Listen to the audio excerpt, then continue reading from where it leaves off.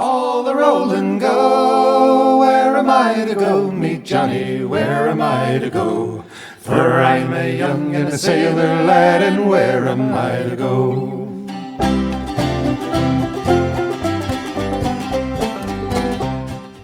Hello, and welcome to Where Am I to Go podcast. Today, before we start the show, I would like to bring up some business things that have kind of been on my mind so that you can know where to get more Where Am I to Go. First off, I'd like to talk about the Facebook page at Where Am I to Go podcast. It's on Facebook, and we've been posting some wonderful pictures of some of the places that we've been and some of the adventures that we've had. Not everything that we go and do is made into a podcast, and so we take pictures at different places and post those pictures so that you guys can enjoy some of the different places we've been. Also, I really am interested in listener feedback. I have an email address at whereamiitogopodcast@gmail.com. Again, that is whereamiitogopodcast@gmail.com. I would love to hear some of the listeners' comments and some of their ideas of places that might be interesting to visit and go and do. Today we are in Pendleton, Oregon, which is probably, 200 miles from Portland, Oregon, going east. And I am with Matt. We are at the Pendleton Underground Tours. And Pendleton's a pretty cool little town. I went on this tour probably 10 years ago. Just went on it again. Matt did a fantastic job with his tour guiding and explaining things, and he was kind enough to say that he would sit down and talk with me. You are not allowed to video, and you're not allowed to audio the actual tour, but we are going to hit and miss different parts of the tour, the parts we can talk about, the parts of the history that we can talk about. We're going to go and explore. So welcome, Matt. Hello. I appreciate you talking with me. Yeah, of course. So Pendleton is an old city. In fact, it was founded when? In 1860 is when Abram Miller settled in here. And he settled in here as a homesteader. Yeah. And then gold was discovered, or how was it that it grew? So as far as I know, so after Abram Miller came in, Moses Goodwin came in, and he bought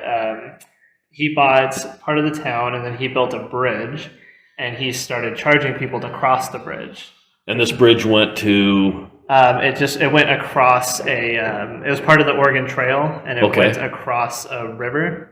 And so it's kind of the only way. If you didn't want to take your ox through the water, you had to go over the bridge. And pay the toll. And so from there, he built a hotel, and he built all these different places.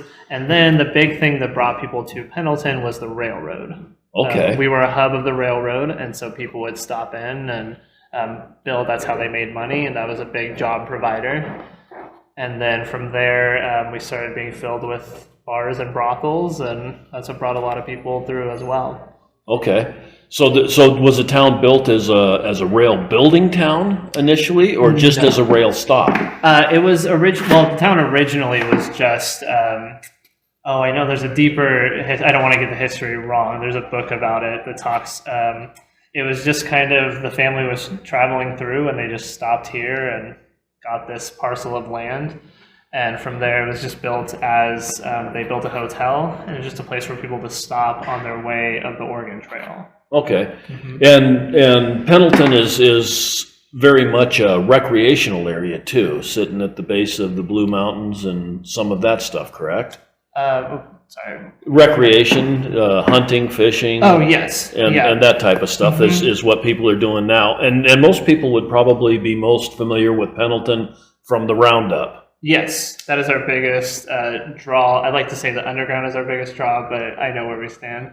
The Pendleton Roundup is one of the biggest rodeos in the United States, and our town triples in size. So that's what people would be familiar with as far as Pendleton goes. Not Camp Pendleton. My wife is originally from here, and she gets that all the time. People say, "Oh, Camp Pendleton in California." No, it's a completely different thing. Okay, and then the other thing that people would associate Pendleton with is the Woolen Mills. Yes, Pendleton Woolen Mills. That one was established in the late 1800s, And yeah, we still have the Woolen Mills today. I don't think they're doing tours of them right now, but we do have a shop here. And the other thing would be Pendleton Whiskey. The whiskey is not made here, but it is our namesake. A lot of people attach Pendleton Whiskey to Pendleton, Oregon. Okay. Yeah. And the Woolen Mills have been here since the late 1800s. Mm-hmm.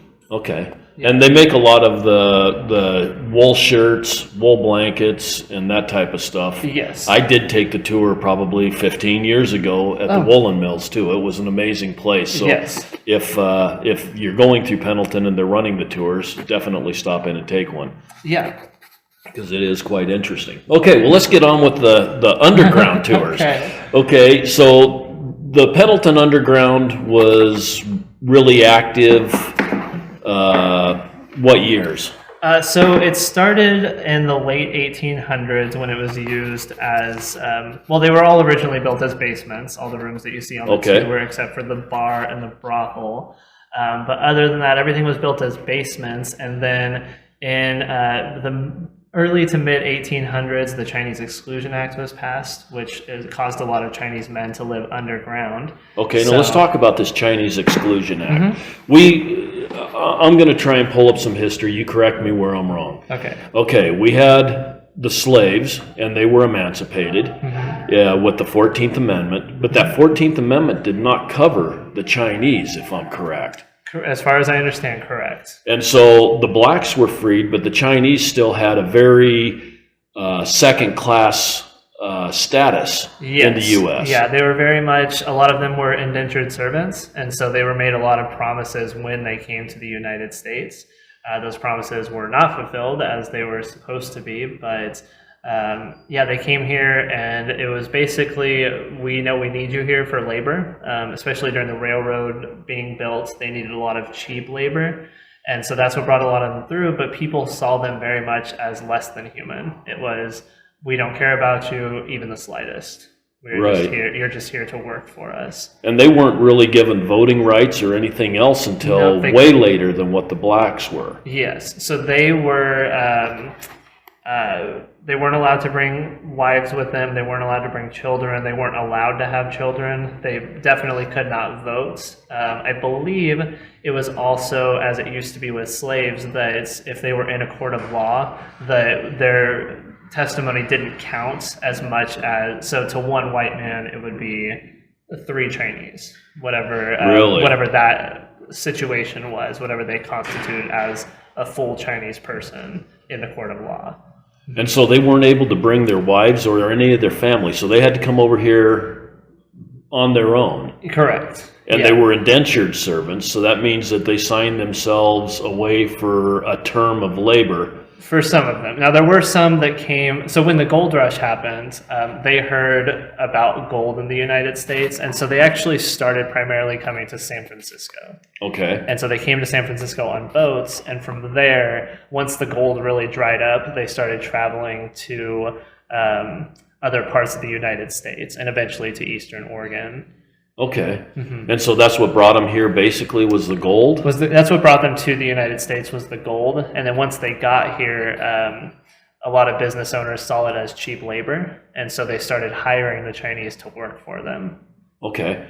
And so did most of these men that came over, that left their families and everything behind, return back to China? They wanted to. A lot of them, unfortunately, passed away here. There's stories that I don't want to get into, but a lot of them wanted to go home.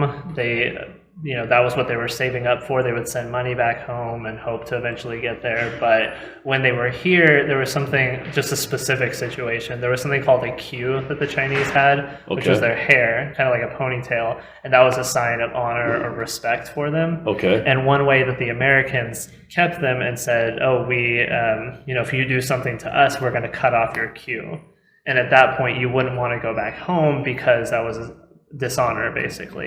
Oh. Yeah. And so it was that. A lot of them, again, I don't want to get into any gruesome details about it, but a lot of them were murdered while they were here, not just by Americans, but by other Chinese as well. So a lot of them wanted to go home, but a lot of them never found their way back home. And you kind of mentioned on your tour that there was a lot of Chinese gang-type infighting. Mm-hmm. Yeah, what they call tongs. And so from what I understand, it was usually a lot of like on our tour we talk about Hop Sing, who owned a laundry, not Bonanza Hop Sing, two different people. And this was, I lost my train of thought for a second. And so the business owners had one tong, and then a lot of the workers had their other. That was another tong, and so it was just kind of gangs between them. Okay. Yeah. And on this tour, we start off by going down into the underground, into the basements, and there's several different areas down there. We went to a butcher shop that was down there, and we went to the bar, the saloon that was down there. And explain a little bit about how the bartender would skim off the top in order to keep his pockets lined. And so the bartenders would work very long hours, and they were incredibly underpaid. And one of their typical payments back in those days, this ran and started in the late 1800s. They had gold dust, and so the bartenders had a little trick to get more tips. And they did end up getting, up to what nowadays would be $300 on any given night. That's not too bad. That's not too bad. Yeah, not even a little bit. And that was by just skimming a little bit, sneaking little bits of gold in the sneaking. Fingernails, or dropping it on the bar and brushing it on the floor. I don't want to give too many details, right. Just so you guys can come to the tour and see exactly how they did that. Yeah. And then we went to the laundry where. What was his name again? Hop Sing. Hop Sing, yes. Where he had his laundry, and you had a very nice display there. We moved into the butcher shop. Yeah, so we went to, the bar and the laundry were originally downstairs. That's where they always were. And then we see the basement of an ice cream parlor and a butcher shop. Right. So the rooms that you'll see on the tour are recreations of what would have been upstairs. But we go into a lot of the history of these two businesses that had a big part in Pendleton. And it's good history. I mean, you explain the businesses very well, along with the owners and some of that type of stuff. It's very interesting. Yeah. And then from there we move on into the Chinese facilities, where the Chinese were underground. There's a Chinese jail. There's an opium room, and explain a little bit about the opium situation. So the opium in the early 1800s, the British wanted to trade with the Chinese, but they had nothing to offer to them except for opium. And so they brought opium over to China to start trading with them, and from there it started to cause a lot of issues in China. And so there were a lot of addiction issues, as drug use just in general tends to cause. Right. And we've seen it in the United States as well. Well, we kind of have a problem right now with opium. Yeah, exactly. And so this started to cause a lot of opium wars, which I don't know a whole lot of details about specifically, but I know it caused a lot of problems with the economy, so that the Chinese men couldn't make a lot of money. And so one way they could make money is they heard about the gold that was happening in the United States. And from there, because of the problems the opium had caused, they came over to the United States. And that they did bring opium with them because they still, even though it caused so many problems back home, they still wanted to participate in it. So they brought it with them along with the poppies, and that started to spring up in the United States. And then from there we move into another area that during the 40s was used as a military recreation area. Yeah, so we see a gambling section of a speakeasy and the main part of a speakeasy. Now this was during the Prohibition in Oregon and the federal Prohibition, but after that it got transformed into a dance hall for the whole community, but especially the men that were coming from Pendleton Field, which was the Army base up by our airport. And let's go back real quick to the Prohibition, because you explained this, and I found it quite interesting. Prohibition in Oregon started in 1908, didn't you say? So in Oregon in general, it started in 1914, and it was ratified in 1916. Okay. Now, Pendleton itself tried to start their own prohibition in 1908, and that was just Pendleton. Just Pendleton. Yeah, but in 1910, the Pendleton Roundup started. And if people have been to the Pendleton Roundup or have heard of it, there is a lot of drinking that goes on. And so our town triples in size. It becomes just, there's a bar on every corner. And in my opinion, the local government knew that they could make a lot of money from the taxes of that. Right. And so they allowed, during what was supposed to be a prohibition, they allowed 12 saloons to sell as much alcohol as they wanted. Okay. And so during that 1 week of Roundup, it wasn't so much Prohibition era. It was, here, go ahead and sell. And then during the rest of the year, it was, they had speakeasies, but everyone kind of knew about the speakeasies. And so it was just kind of a well-known secret in Pendleton. Okay. And when did the actual prohibition come in nationwide? The federal, I believe, I could be off a couple of years. I believe it was 1920. Okay. That was the federal prohibition. Okay, so Oregon actually had prohibition prior to, the federal so I prohibition. I think a lot of states started their own prohibitions, and then the federal government just kind of took it from there and said, okay. Well, they actually passed an amendment, so that means 2/3 of the votes had to go that way. So, and then they repealed it 5 or 10 years later, whatever it was. I'm not way up on Prohibition. I did go to the Prohibition Museum in Savannah, but we didn't get a podcast there. So, and I probably knew all those details when I walked out, but as always, my mind doesn't always hold all the details. And I'm sure once you walk out of here, it's all going to be out of your mind what you learned underground. Well, that's the reason we're recording it. Yeah. Okay, and you brought up a real interesting fact that I would like to delve into, and that was the 555. The 555th Parachute Infantry Battalion. There we go. Now that is a mouthful, so we call them the Triple Nickels, and that's what they've been called as well. So the Triple Nickels, 555. And so that was a group. It was an all-black battalion. It was one of two in the United States. And they stayed up at Pendleton Field. And they were known for Operation Firefly, which is where they were sent out to disarm balloon bombs that the Japanese had sent over, as well as stop any forest fires that those balloon bombs had started. Okay, and let me expound on that a little bit, because this is a little bit of history that I find extremely intriguing.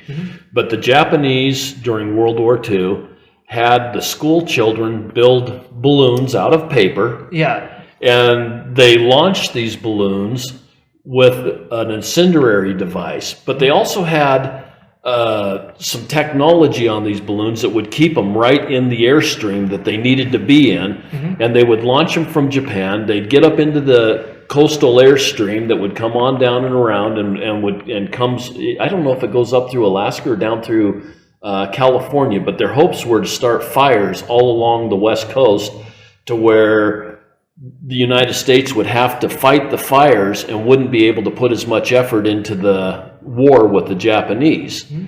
And it wasn't a very successful operation.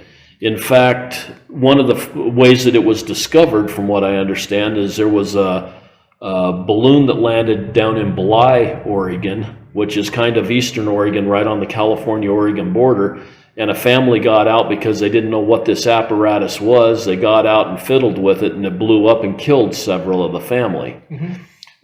These balloons went as far as, I know they went further than Wyoming, because I've seen pieces of them in museums in Wyoming and Montana. And these balloons went and traveled a long, long ways. But it's a little piece of history that's just kind of buried, not real well known, and absolutely fascinating that school children could build a balloon and they could float that thing from Japan all the way over here. And my wife is a tour guide as well, and she actually had two people from Japan on her tour that told her as kids they remember making those bombs. Yeah. Wow. And so, but yeah, it definitely, what they sent it over to do was not successful. Most of the balloon bombs landed either in the snow or in the water. And so they were very much not successful, but the ones that did land, the triple nickels, were sent out to disarm.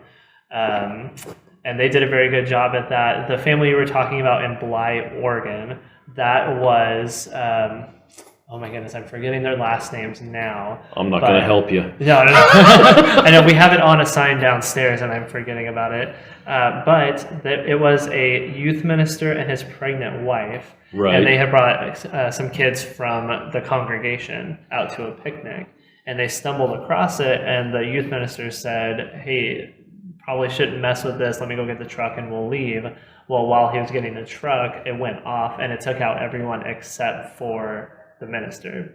Okay. Yeah. So yeah, I knew it was kind of a big deal. But even after that, the government tried to hide that these balloons were out and about. They did everything they could to cover this operation up so that it didn't cause any panic. Yes. And several of these balloons landed all over. It's amazing that there wasn't more casualties just like that one, because nobody knew what was going on with these balloons as they were landing in different places in the United States. Yeah, it was a very, very secretive mission. Very, they didn't tell a lot of people. It was just like the other group that we talked about is the Doolittle Raiders, and it was the same thing where they were trying to keep that element of surprise when the Doolittle Raiders went out, but when they didn't want to panic the people of the United States. And tell me about the Doolittle. So the Doolittle Raiders... I know this, I've heard that name a lot, but I don't necessarily know the circumstances. So this was a group led by a man named Jimmy Doolittle, right. And they got the first successful attack on Japan after Pearl Harbor. And they were stationed here initially. So when they were at Pendleton Field, they were not yet the Doolittle Raiders. Okay. They were B-20... I got this wrong the other day. I want to say B-25 bombers. Okay. I used to say B-50. Anyway, they were B-25 bombers training here, and their commanders came to them at Pendleton Field, and they said, we need some volunteers for a very dangerous mission. Not the exact wording, but essentially along those lines.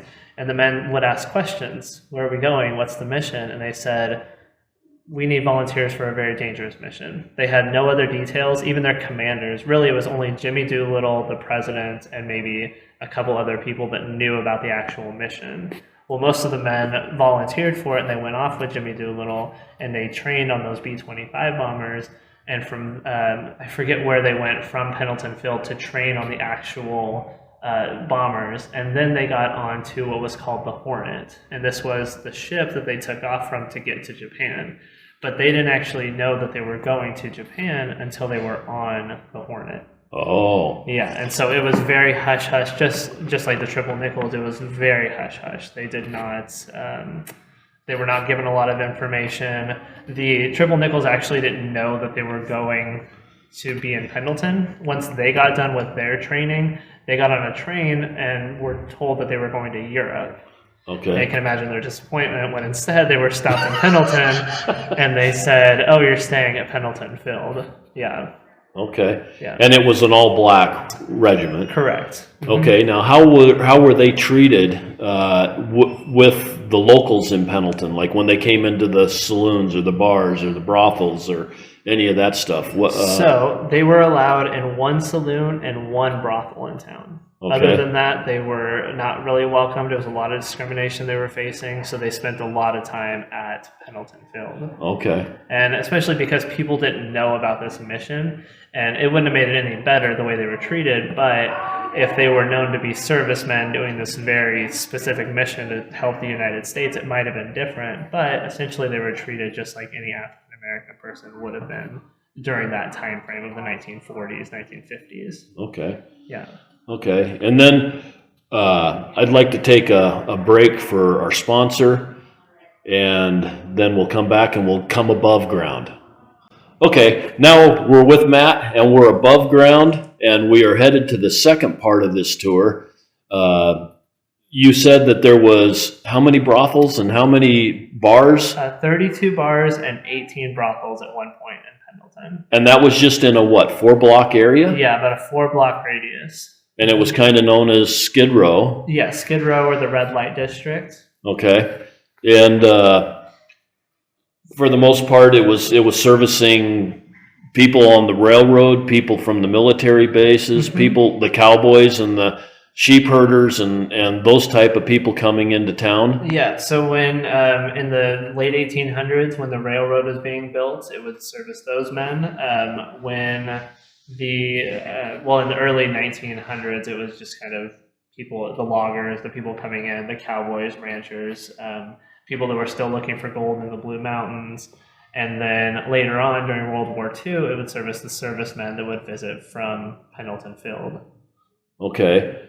And you were saying that most of the people in town didn't actually mind the brothels being open. Yeah, and so especially... That's interesting to me, because you always think of the brothels as being kind of a sub-element or a mob-type element. Yeah, and in Pendleton it was, everyone knew about the brothels. It was just, I've heard stories that people, they collected taxes from them, and I heard a story about a kid that was sent up one time he was going around to the businesses to collect the payment because his parents owned it, and he actually had to go up into the brothel to get the payments and stuff. So it was a very well-known secret. But during the war, servicemen would come into town, and they would marry off. They would want to find a girl, and the mothers in town didn't want their daughters to go off with servicemen and leave them. And so they were fine with having brothels because it was a distraction for the servicemen. Okay. Yeah. And so dishonorably honorable. Yeah, exactly. It's kind of an interesting little fact that you never really think about, I guess they probably didn't want their daughters running off with the local sheep herder either. Yes, yeah. So they were fine. They said, you know what, you guys stay in Skid Row, the red light district. We're going to keep our daughters away from there.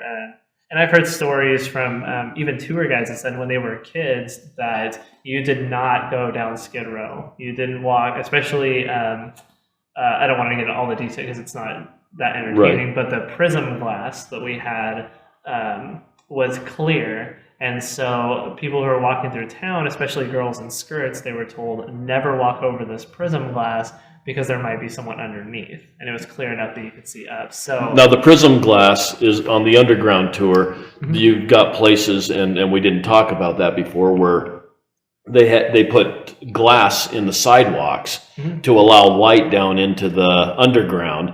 And so that's what you're talking about with guys underneath looking up. Yes, yeah. And so that's how they got the light down. And if you go through a lot of prism glass, and even just smaller cities or bigger cities, it's turned purple now, or right. different colors. But when it was first put in, it was completely clear. Okay. So you could see down below, and whoever was down below could see up.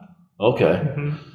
And so most of the kids and everybody stayed out of the Skid Row area. Mm-hmm. Yeah. But boy, I'm losing. Oh, was there a lot of crime in this area? Well, it depends what you mean by crime, because technically a brothel would have been illegal. Well, but I'm referring more like mob-type crime or pickpocketing or muggings, or was it an unsafe area, or was it just an uncool area? I want to say that the Skid Row red light district, I don't think it was such a high crime area. If it is, I apologize. I don't know entirely, but I think it was just the fact that it was a lot of bars down there, a lot of skeevy men. Now, at one point, we did have the Rivoli Theater, which is our longest running theater in Pendleton history. It ran for about 60 years. And, excuse me. No problem. This was on the red light district for whatever reason. And so this was, if kids wanted to go see a show at the Rivoli, their parents, if it started at 7 o'clock, their parents dropped them off at 7 o'clock, watched them go into the theater. Whatever time it ended, their parents were right there. And so the kids did not hang out there, but it was used for something like that. Okay. And what's funny is now it's our main street where we have all of our main events and people, businesses, where they hang out. Yeah. So right. It's completely turned around from what it was once considered. But you were saying once we came back up out of the Underground tour, you were saying you had businesses on your main level, and then you had brothels in all of the upstairs. And all of the second story buildings. Yeah. And nowadays, most of them are still set up how they would have been set up as a brothel. Okay, they just basically closed the doors and shut the upper levels off. And now the brothels closed, you said, in 1957. 1953. 1953. That's really late. I mean, you know, you'd think that the brothels would have been shut down before then, or at least I think that, you know, most towns had their brothels shut down by then. Well, it's interesting because I've heard of brothels that were running. The one I'm really familiar with closed down in, I think, 88. And that's in Wallace, Idaho. Wallace, Idaho. Yeah. Wallace, Idaho was well known for still being open. Yeah, in the late 80s. Yeah, but here I want to say a lot of it was tax revenue, and the only reason they closed down, and this I'm not going to get into a whole lot of details just because it's on the tour, but it was closed down because of a Presbyterian minister who came into town and he got them to close down all the brothels. But that's the only reason. If I'm sure if he hadn't come in, that they probably would have kept these things going until the 60s, 70s, 80s. Okay. Yeah. It's amazing. Oh, yeah. It's wild because you see them on movies and TV, and it seems so, like, old school. And, you know, even in my mind, before I came on the Underground my first time, it was like, no, brothels closed in, I mean, the 20s, the 30s. Right, they weren't running after that. But then you find out this whole history of them. I mean, there's still kind of going on. You still have your street corners being worked and the motels taking care of that. You know? I mean, oh yeah, in Nevada they actually have brothels that are running that are still up and running, just wide open. Yeah. Yeah, but I don't normally think of that as far as being part of a town business. Yeah. You know, clear up into the 50s, for, like you were saying. You know, you'd think that they were closed down sooner. Well, so we go on up into the brothel, and the brothel's owner's name was? Madam Stella Darby. Madam Stella Darby. And you talk a little bit about her on the tour, about how she was very well respected in the community. Even though people didn't want to respect her, they still did. And that she did a lot as far as community service, giving back to the community and helping children's causes and a lot of things. Yeah. And you also say that she was very interested in helping her girls be able to get out of prostitution and be able to move on to other things. Yeah, that was her goal in all of it. I mean, she was a businesswoman, so she was making money from it, but a lot of her goal was, we want to get these girls enough money, or we want to get them married off so that they can not be working in this business anymore. We want them to be well-respected parts of the community. And that's why I didn't mention this on the tour, and we don't always, is that if her girls were ever going to go into town, because the ice cream parlor that we visit on the tour, the working girls in Pendleton were some of the best customers. And if they were going into town, Stella always told her girls, first of all, you have to dress very nice and you have to tip very well, because she wanted them to be invited back into these businesses who otherwise wouldn't want them in there because they don't want to be associated with working girls. But if you tip me well enough, I can let things slide about your reputation. Well, and if you don't look skanky. Yeah. You know, I mean, you look good and presentable, and then that probably helps too. Now we've got Miss Stella, but we have 17 other brothel operators in town. Were the other ones just as interested in community and helping the girls and kind of the rules of social engagement? You know, I cannot speak to any of the other brothels in town. Just this one? Yeah, just this one. If you can believe it or not, there wasn't a whole lot of information written about the other brothels. Okay. We only know this because of, or we only know a lot of details about the cozy rooms because of Stella's nieces, who they came in when we started the Underground tours, and they gave us a tour of the brothel, and they told us a lot of what we know. But other than that, it was also very secretive. For a long time, Pendleton wanted to pretend like we weren't a town full of bars and brothels, and so we don't have a whole lot of information about the other madams. Okay. Yeah. That's fair. All of your rooms up there are very well furnished. It's a very nice display, but you said that most of that stuff is not original to the brothel. So when Stella closed them down, when they closed Stella down, because she had worked with the local government so closely, providing a lot of money for them and things like that, they gave her enough advance notice that she was able to get all of her furniture, including toilets and sinks, out of the cozy rooms. And so it Okay. was completely empty when we got access to it. So we got in touch with Stella's family, and they sent over Stella's nieces, who they gave us a tour of the cozy rooms, and they told us, and they showed us, oh, this would have been here, and this would have been here. This is what this looked like. So we were able to set everything up as original as we possibly could with items that had been donated or gotten at auctions and things like that. Okay, so I can tell you that the recreations are very nice. It's all done in 1920s, 1930s style furniture and furnishings, and yeah, it transitions because we wanted to show from when the brothel opened to when it closed. So when you first enter, you see a lot of 20s furniture, and then you end up in the very last room on that tour that is based on the 50s. Okay. Yeah. And it's all, like I said, very nicely done. The furniture is all top notch and very, very nice looking. I'm assuming that a lot of the original wallpapers and some of that are still on the wall up there, because it seems like some of it's, I don't really want to use the word disrepair, but it's not pristine. It's more like what you would have seen. It's original. It is original. Yes. Yes. Yeah. Okay. And so the major thing that I know of that we did is there are skylights in the building that we had to put wood in because of water damage.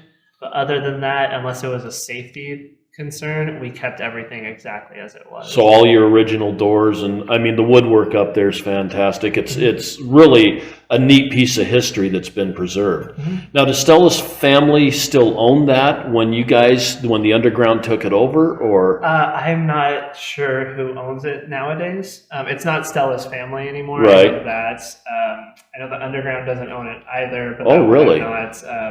I don't want to get into a whole lot of details about business, and because I could be wrong about this, but I think the people who own it don't want a lot of people to know that they own a Right. brothel. Oh, I just figured that the Underground had access because of some, like maybe a lease agreement or something. But It's something like, it's some kind of agreement, but that's not it. it's not really important. You get to go see it. Yeah.